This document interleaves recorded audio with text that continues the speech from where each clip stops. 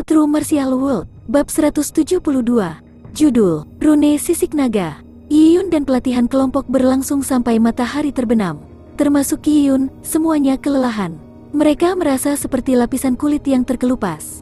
Tapi, sampai akhir, hanya ada 10 orang yang bisa mengangkat Primal Arrow. Di antara 10 orang itu, selain Zhou Kui dan Yiyun, sisanya adalah anggota Angkatan Darat Xuanwu yang sudah lama beristirahat. Mereka hampir bisa mengangkat Primal Arrow dalam kondisi yang lebih baik, tapi tidak ada yang meninggalkan bekas lebih dalam dari 1 kaki di dinding tungsten ungu menggunakan Primal Arrow. Mulai hari ini dan seterusnya, kamu bisa datang ke sekolah ini untuk berlatih kapan saja. Dinding tungsten ungu ini untuk kamu gunakan. 30 hari, aku akan memberimu waktu 30 hari, jika ada yang bisa menembus 3 panah primal ke dinding tungsten ungu saat itu, aku akan menghadiahinya dengan 2 jam waktu kultivasi di Wilderness Divine Hall. Tepat sebelum membubarkan mereka, Botak Qin tiba-tiba mengucapkan kata-kata itu, menggerakkan hati para pemuda. Hadiah waktu kultivasi di Wilderness Divine Hall? Tidak hanya Yiyun, semua orang sangat ingin berkultivasi di Wilderness Divine Hall. Patung spesies primordial di Wilderness Divine Hall sangat bermanfaat bagi mereka.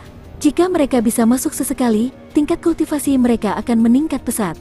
Tapi, tidak ada keraguan bahwa bukanlah tugas yang mudah untuk menempelkan 3 panah primal ke dinding tungsten ungu dalam 30 hari. Dan, hadiah yang diberikan oleh Botak Qin hanya 2 jam. Entah Botak Qin pelit, atau waktu kultivasi di dalam Wilderness Divine Hall terlalu berharga, membuatnya sulit untuk dimasuki. Instruktur Qin, jika seseorang ingin menghabiskan rune sisik naga untuk memasuki Wilderness Divine Hall, berapa harganya? Seseorang tidak bisa tidak bertanya. Instruktur Qin mencibir, kalian semua terlihat seperti sekelompok tentara yang dikalahkan. Jika aku mengatakannya dengan kasar, membiarkan arus kamu memasuki Wilderness Divine Hall adalah pemborosan sumber daya. Kamu hanya menggunakan Wilderness Divine Hall untuk menahan tekanan untuk menempa tubuh kamu dan memadatkan darahmu? Itu benar-benar pemborosan harta. Hal terpenting di Wilderness Divine Hall adalah nomologi yang ditinggalkan oleh penguasa kota pertama. Ketika kamu dapat memperoleh wawasan tentang nomologi ini, tidak peduli seberapa kecilnya, kamu telah memasuki jalur seni bela diri. Sedikit pencapaian akan menjadi keuntungan besar, tapi adakah di antara kamu yang mempelajari sesuatu tentang kebenaran nomologis? Instruktur Qin dengan ganas menyapu mereka dengan mata seperti elang. Banyak pemuda menundukkan kepala. Kebenaran nomologis terlalu jauh. Bagaimanapun, ini adalah pertama kalinya mereka memasuki Wilderness Divine Hall. Tingkat kultivasi mereka juga rendah. Tekanan dari spesies primordial hampir tak tertahankan. Adapun untuk mendapatkan wawasan tentang kebenaran nomologis, mengabaikan persepsi saja, semua kekuatan mereka digunakan untuk menanggung tekanan Wilderness Divine Hall, di mana mereka memiliki kekuatan mental untuk mendapatkan wawasan tentang kebenaran. Banyak dari mereka merasa rendah diri. Mereka adalah orang-orang jenius yang bangga di kota mereka sendiri, tetapi setelah tiba di kota surgawi Tai'ah, mereka tidak dapat berhasil dalam hal apapun. Mereka yang terakhir dalam segala hal. Seorang pemuda bergumam, lain kali kita masuk, kita pasti harus mendapatkan wawasan. Pemuda itu kehabisan napas, karena dia tidak memiliki pengaruh di depan Botak Qin. Botak Qin mencibir. Pemuda yang berbicara sebelumnya segera merasakan seperti jangkrik yang ditakuti oleh angin dingin akhir musim gugur. Dia tidak berani mengucapkan sepatah kata pun. Lain kali, untuk memasuki Wilderness Divine Hall, 2 jam adalah 1000 rune sisik naga. Tidak ada ide kapan waktu kamu berikutnya. Dapatkan 1000 rune sisik naga sebelum berbicara. Pemuda yang berbicara menciutkan lehernya. Dia tidak berani membalas pria botak itu. 1000 rune sisik naga, kita tidak tahu berapa itu. Seberapa sulit untuk mendapatkan 1000 rune sisik naga? Seorang pemuda bertanya. Yiyun berpikir dan bertanya, Instruktur Qin, bolehkah aku tahu apa cara tercepat untuk mendapatkan rune sisik naga?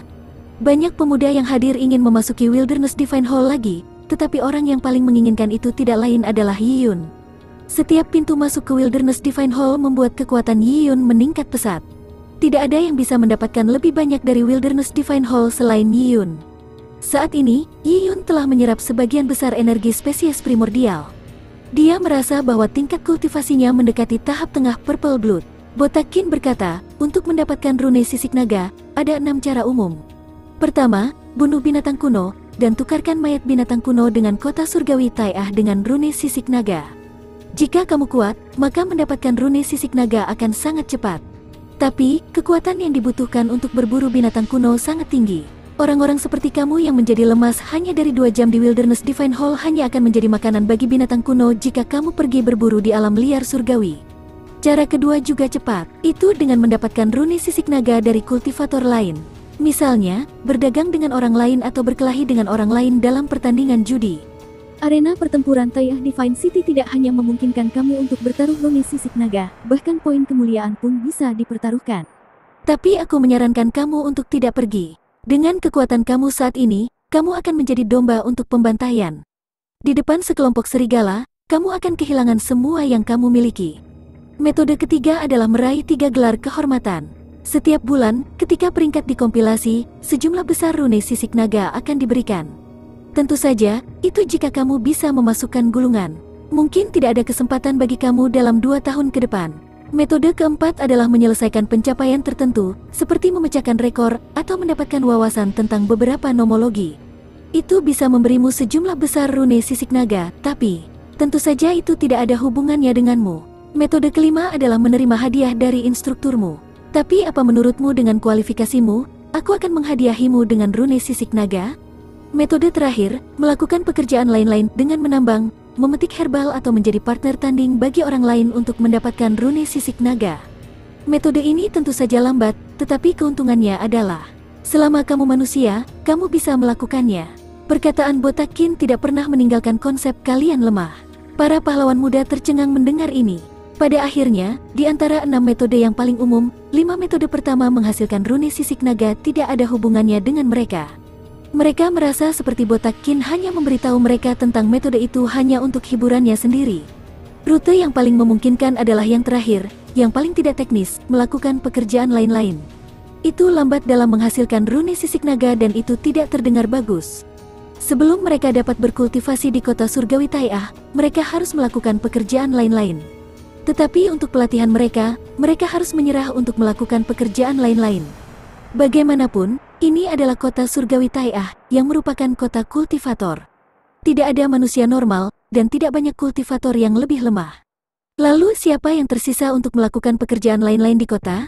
Tentu saja, itu pasti mereka. Karena, mereka mungkin kelompok terlemah di kota surgawi Taiyah. Kalau begitu, Instruktur Qin, aku ingin bertanya. Jika kita melakukan pekerjaan lain-lain, berapa banyak rune sisik naga yang akan kita buat sehari? Seorang pemuda tidak bisa tidak bertanya. Itu tergantung pada apa yang kamu lakukan. Biasanya, sekitar 20 atau lebih sehari. Mendengar kata-kata Instruktur Qin, para pemuda yang hadir merasa seperti hati mereka diserbu 10.000 binatang bertanduk dekat dengan kuku bernoda lumpur. 20 atau lebih sehari? Maka bukankah mereka perlu menabung 1 atau 2 bulan sebelum akhirnya bisa menghabiskan 2 jam di Wilderness Divine Hall? Ini pasti sebuah lelucon. Mereka tahu bahwa ada banyak sumber daya kultivasi di kota surgawi Taiyah, dan mereka tidak terbatas pada aula surga alam liar. Ada kegunaan lain untuk rune sisik naga. Rune sisik naga dibutuhkan untuk membeli 90% dari sumber daya kultivasi kota Taiyah surgawi. Tidak mungkin bagi mereka untuk menahan diri dari makan atau minum hanya untuk menyelamatkan semua rune sisik naga mereka sehingga mereka bisa memasuki Wilderness Divine Hall.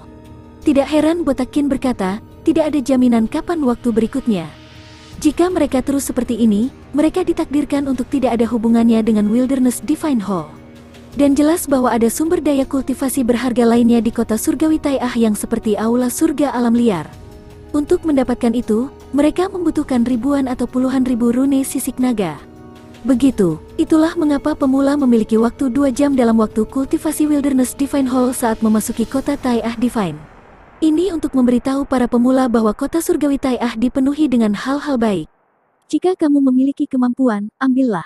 Ini untuk menginspirasi moral para pemula. Mereka tidak mengandalkan pemula untuk mendapatkan wawasan tentang kebenaran nomologis penguasa kota pendiri dalam 2 jam itu.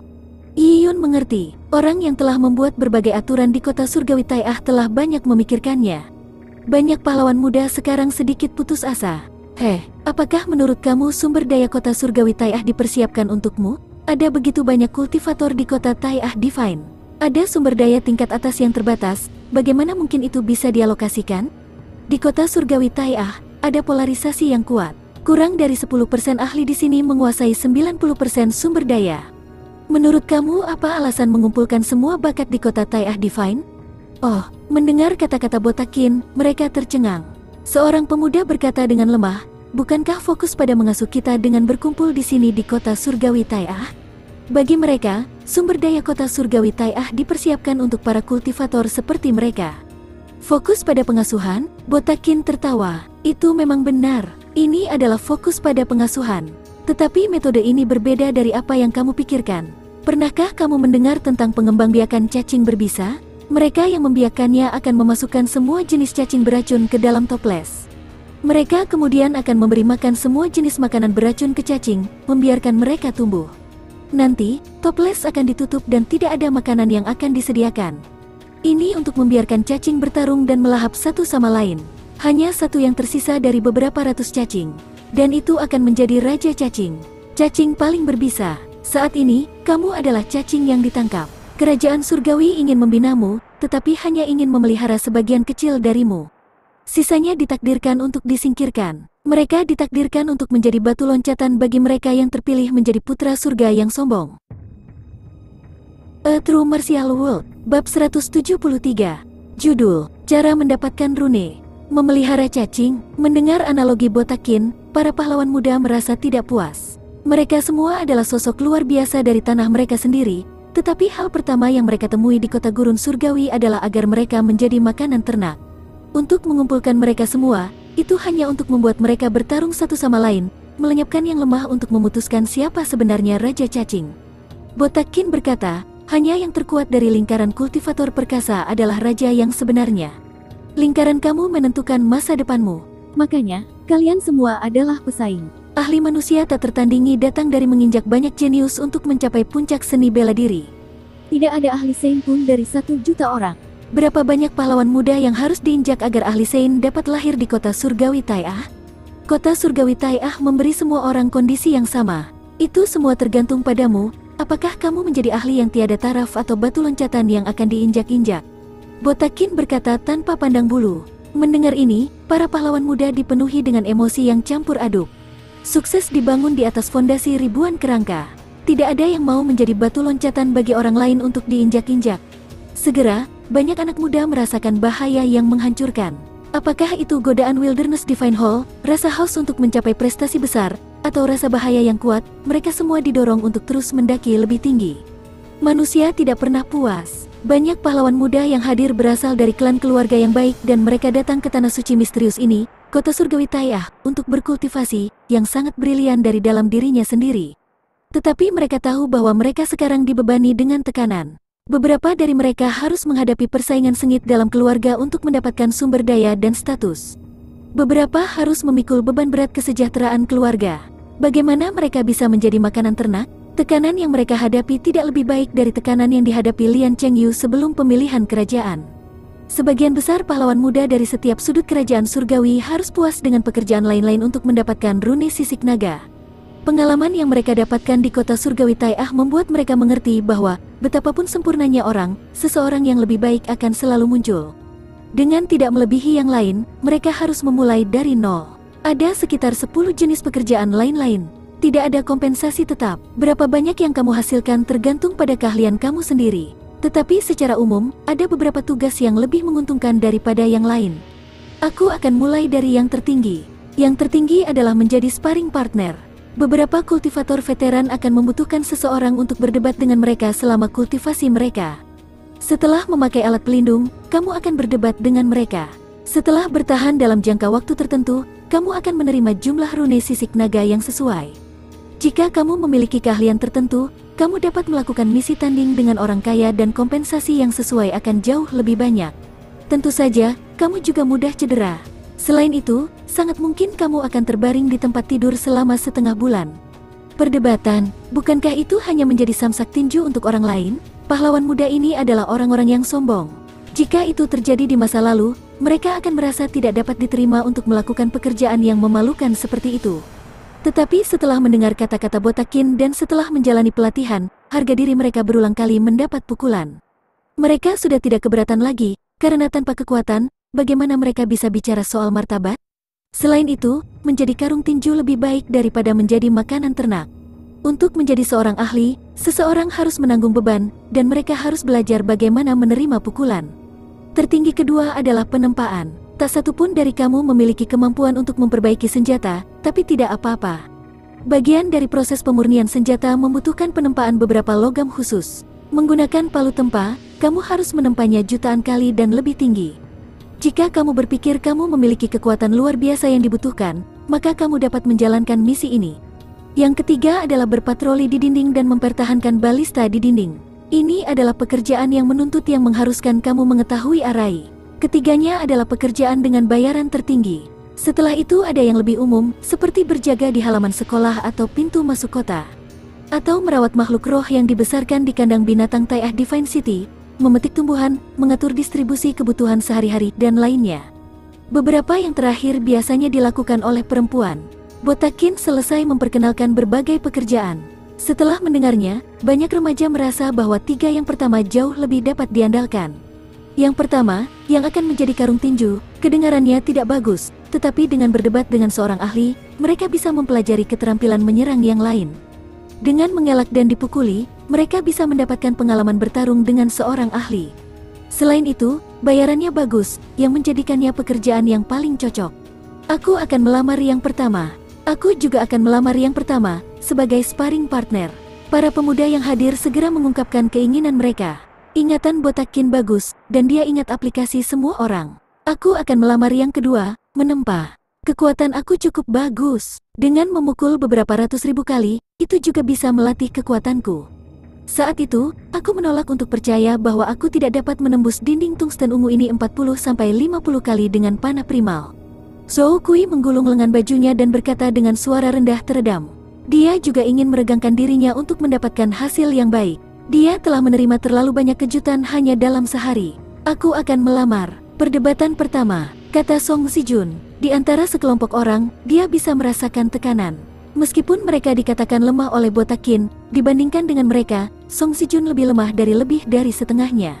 Ada persaingan ketat, bahkan untuk melakukan pekerjaan lain-lain. Setelah membuat keputusan, Song Sijun memandang Yi Yun bersama dengan Botakin. Sampai saat ini, kinerja Yi Yun adalah yang paling luar biasa. Meskipun tidak membuat kagum Botakin, dia percaya bahwa dengan 6 tahun pelatihan, Yi Yun pasti akan bersinar. Meskipun tidak mungkin bagi Yi Yun untuk masuk 1000 teratas di tahun pertama, dia memiliki janji besar untuk masuk 1000 teratas dalam waktu 3 tahun. Botakin juga berharap dia bisa mengembangkan bakat. Yi Yun berpikir sejenak dan tersenyum, aku akan melamar. Memetik ramuan. Kalimat sederhana Yi Yun mengejutkan para pahlawan muda yang hadir. Memetik herbal, Botakin juga sedikit mengangkat alisnya. Sangat sedikit siswa yang dia ajak mendaftar untuk memetik tumbuhan, dan mereka semua adalah perempuan. Bagaimanapun, wanita hanya bisa menjadi pasangan tanding bagi wanita lain. Jika terlalu banyak sparring partner, laki-laki masih bisa melakukan pekerjaan lain seperti menempa. Perempuan tidak cocok untuk menempa. Demikian pula, berpatroli dan mempertahankan balista biasanya bukanlah sesuatu yang dilakukan gadis-gadis. Oleh karena itu, gadis-gadis itu, yang tidak bisa menjadi rekan tanding, berakhir pada pekerjaan seperti memetik tumbuhan, merawat makhluk roh, dan mendistribusikan materi. Tapi Yi Yun, yang menurut Botakin memiliki prospek bagus, ingin memilih herbal. Karena itu, pahlawan muda lainnya memandang Yi Yun dengan aneh. Bukankah orang ini cukup kuat? Dengan kemampuannya, dia akan melakukannya dengan baik dalam sparring atau menempa. Mengapa dia memilih tumbuhan? Tidak mungkin baginya untuk mengenal gadis-gadis saat memetik tumbuhan, dan kemudian menipu mereka agar memberikan tubuh mereka kepadanya, kan? Atau mendorong mereka ke bawah di pegunungan herbal dan melakukannya di alam liar? Banyak orang berpikir negatif tentang Yi Yun, karena mereka tidak melihat alasan baginya untuk memasuki kelompok perempuan. Memetik herbal, apakah kamu yakin? Botakin menatap mata Yi Yun, berharap untuk melihat Yi Yun mengubah keputusannya. Iya, aku yakin. Yi Yun mengangguk. Botakin mencubit matanya, seolah dia melihat sesuatu dari tubuh Yi Yun. Hari ini aku akan mengirimkan daftar nama. Setelah diserahkan, tidak ada lagi perubahan dalam 3 bulan ke depan. Tidak hanya memetik herbal dengan lambat dalam membuat rune sisik naga, itu juga tidak banyak membantu dalam melatih kekuatanmu.